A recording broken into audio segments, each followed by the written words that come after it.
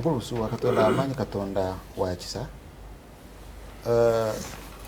ene muko kwanjura wayogedde ku engeri Mwanga Kibumbi Jafuuse deputy president when UP one tebayina constitution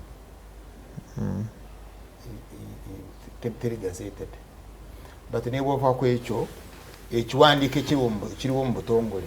nti Mpugwa is suspended tebawangansi kiwandiiko nti gwamusinze naye mwemirimu lw'omusana bw'oba oyagadde katono nnyo ekyo bwe nkiwulidde mwenyinaze tajja kunyiiga kuba bombi baakabanga aba paalamenti nkuwakka information kano bw'oba okyagadde Aisha Kabanda yantegeeza olwagenda mu Nuupu Bobi yamwanyiriza nnyo era namugamba nkuweereddewo obumyuka bwa president owa Buganda. Aisha Kabanda amugamba mwe mwe tuli ab'embogo wakiri onampa ekirala kwe kubuwa Mpuuga kaakati bwawaddaani bwawadde Mwanga era buyinza okuziba oba okukya nga babuwadde omulala naye twozeeyo ze Mwanga sebo ye information eyo nsonyiwa. Yes, kakati bw'oba olwanirira demokrasiya ng'olwanirira enfuga y'amateeka ng'olwanirira okufuga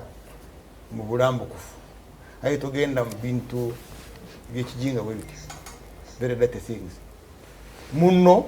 talina justice mumususpendinze temumutryinze temumugobye katoliana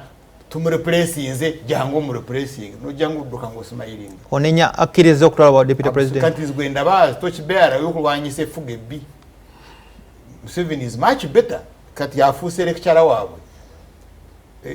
ekyo kimu ekirala but bwerifuuka topic tukidiscussinga bw'ogendera ku first and foremost tosobola kwogera kusigirinya n'okufa kwe nga toyogedde ku bijambiya ebyali e Masaka